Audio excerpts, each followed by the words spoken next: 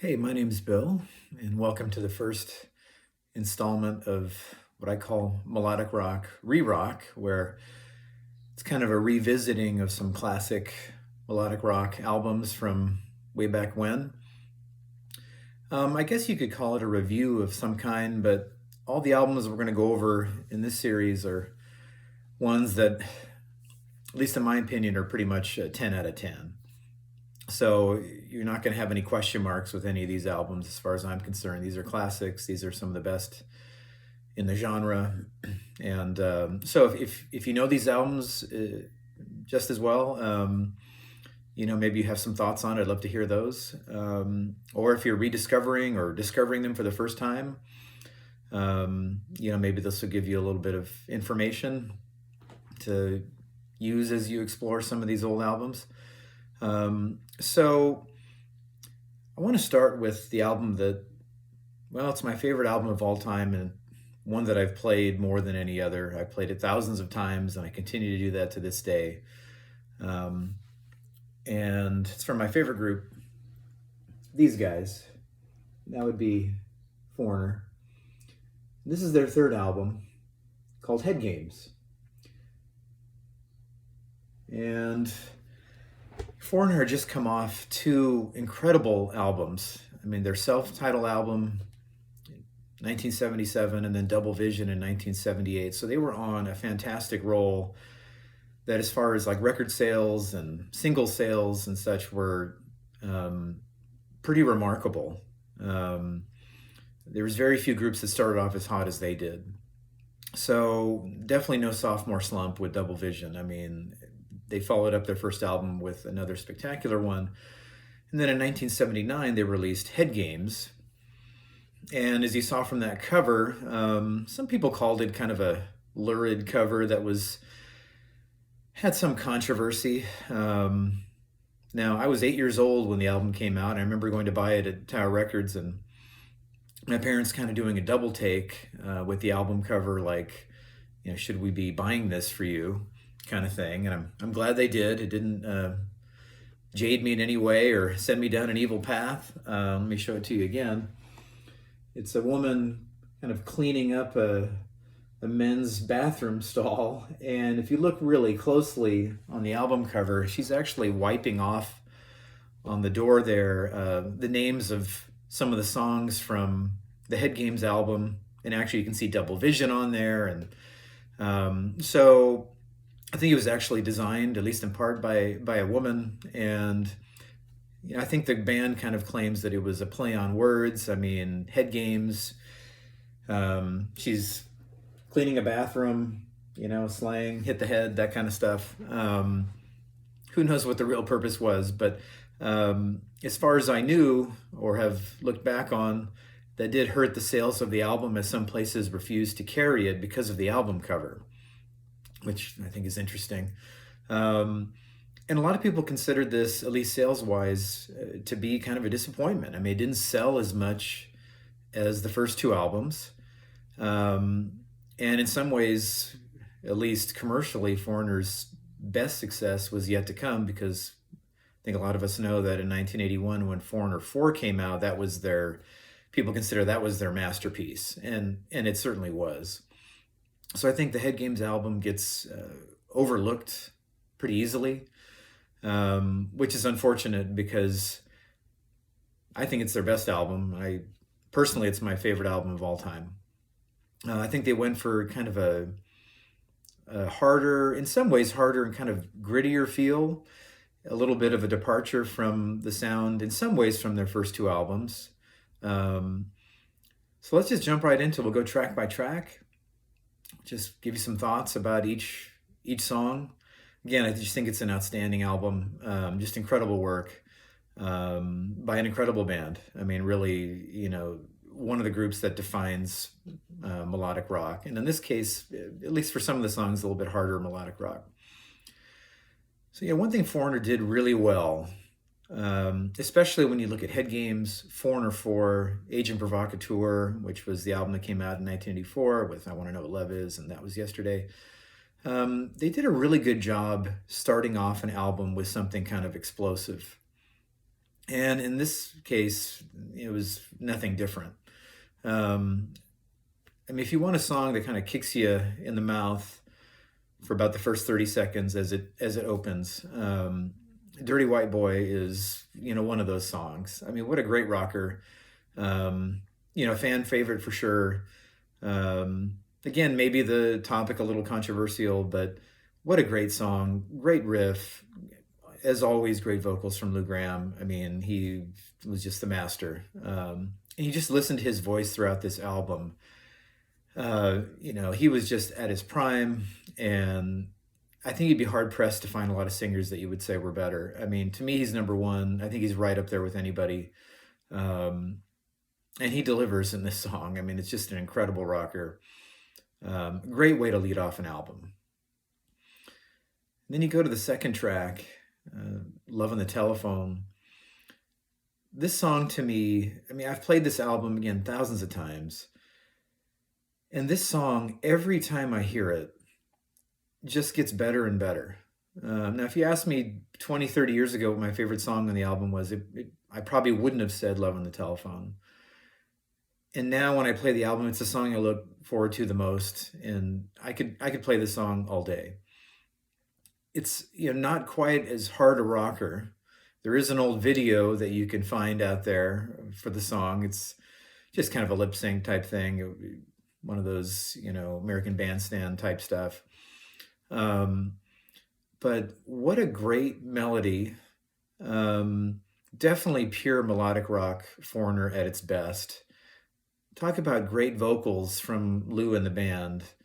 Just fantastic. This song just gets, like I said, better and better every time you hear it. I would never get sick of it. And this is, to me, I mean, this is one of my top 5 songs from them, just period. It wasn't really a big hit. Should have been. I mean, obviously Head Games was a big hit, Dirty White Boy, of course. But to me, Love on the Telephone should have been huge. What a great song. Then you go to the third track, which also has a great opening, kind of almost twangy guitar riff. Another favorite off the album, and that's Women. Some funny lyrics. You can also find an old video of this one as well. But Mick Jones and company, just great guitar work, funny lyrics, just another great rocker. Just back to back with Love on the Telephone, and then leading off with Dirty White Boy. I can tell you, I mean, it's hard. You'd be hard pressed to find an album that starts off with 3 songs like that. Another great song. And it leads you into the 4th song, which again is got to be an underrated Foreigner song. And just like, at least for me, Love on the Telephone, the 4th track, I'll Get Even With You, is another song that every time I hear it, it just grows and grows. I mean, to me, this is also probably top 10 Foreigner song. I don't think the song it's not ultra complicated. In many ways, to me, what makes the song so good, it's clearly a song about revenge. And, Foreigner's done that on a few other tracks, right? I mean, I'm Gonna Win off of Foreigner 4 is kind of a similar type song, thematically speaking. But the thing about I'll Get Even With You is that even though it's this song about I'm going to get back at somebody, and he clearly describes that in the lyrics, it's almost like restrained, where he just is simply stating the fact that he's going to get even with this person, and he's not overly emotional about it. It's almost like the chorus kind of takes it down a notch, and it just makes it feel kind of cold and calculating. And I think that's the message they were trying to get across. But just the restraint of the song is, to me, what gives it more power. And just a totally underrated Foreigner track. One of their best songs, I think. Could have also easily been a bigger hit. Maybe not as, like, obviously kind of commercial as maybe some of the other songs. But what a great, great track. And again, the restraint of it is what makes it, I think, so powerful.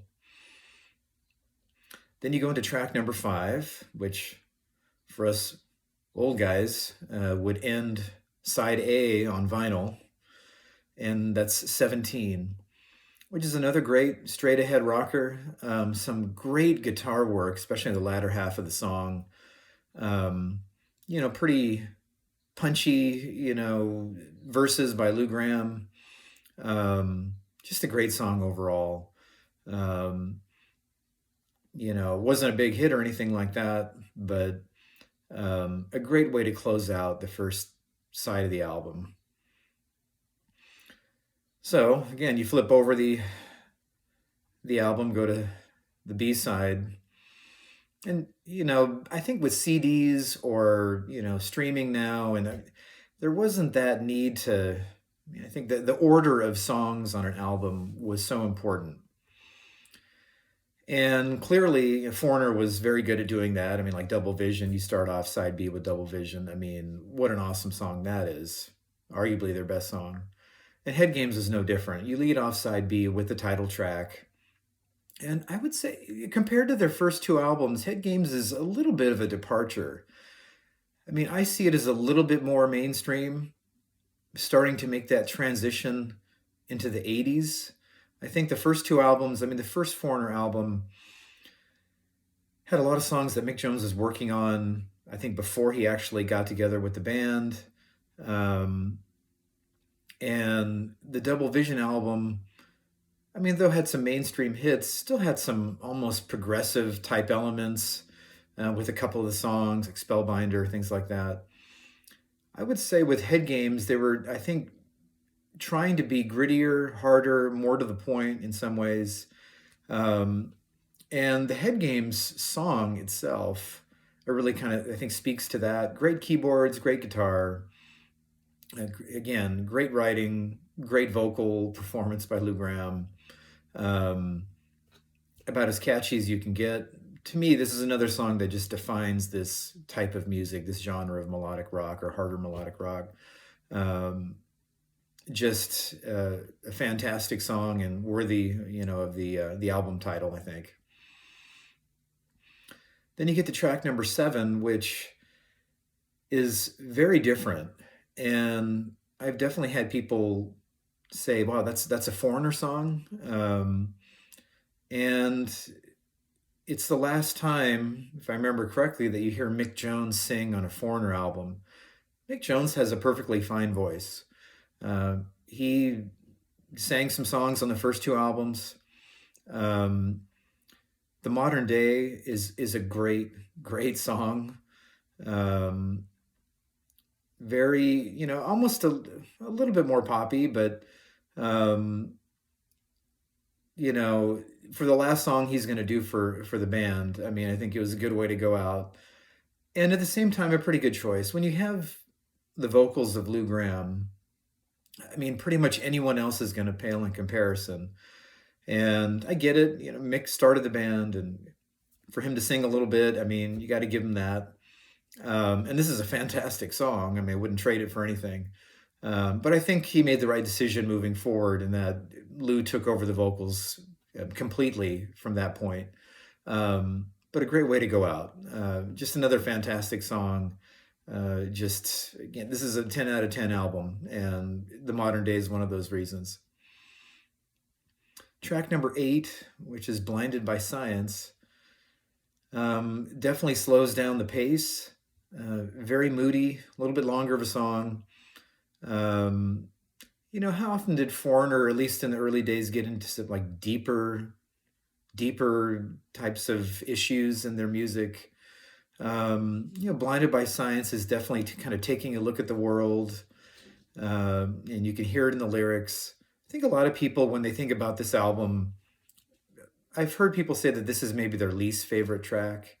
I would say it takes a little bit of time to grow on you. It's not going to give you the big, guitars. It's not a hard rocker. It's definitely something a little bit different.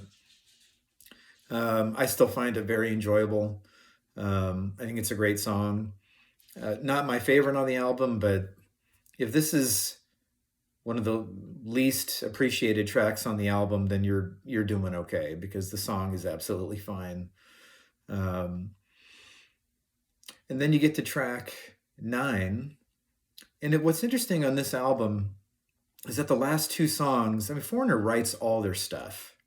I mean, it wasn't until probably, Unusual Heat when they had Johnny Edwards and they had Terry Thomas as the producer where they were getting more outside help writing stuff. They would always write their own stuff. And it was pretty much Mick and Lou consistently. Sometimes Mick would write songs on his own. Usually had a hand in almost everything. And a lot of their big hits are written together. But what's interesting about the Head Games album is that the last 2 songs were not Mick Jones related songs. So Do What You Like was written by Ian MacDonald, who unfortunately just passed away a couple of weeks ago, and Lou Gramm. And this song is definitely, more acoustic. It's a very pleasant song, great lyrics, another great vocal performance from Lou, clearly. Again, a little different. I mean, this is the part of the album where things, slow down a little bit, where you have Modern Days, a little bit different, Blinded by Science, definitely not a big rocker, and Do What You Like. So there's this change of pace in the album and a little different style with this song, given that Mick Jones wasn't involved. But still great songwriting between Ian MacDonald and Lou Gramm. But since it's Foreigner, they wouldn't stay soft for too long. And they end with another song, again, no Mick Jones influence. This was Al Greenwood, who was on keys for them, and Lou Gramm. And talk about a Foreigner fan favorite, that if you're a big-time Foreigner fan, pretty much everybody knows this song. I think if you're kind of a casual Foreigner fan, you may not. But it's Rev on the Red Line. Great song. Also some interesting lyrics. I think it was maybe in part autobiographical, part of Lou Gramm, because he's a big-time car collector, classic cars. I think he used to race a few cars around Rochester, New York back in the day. If you listen to these lyrics, I think he admittedly talks about it because I think he even names a street in his hometown where some of these alleged things took place.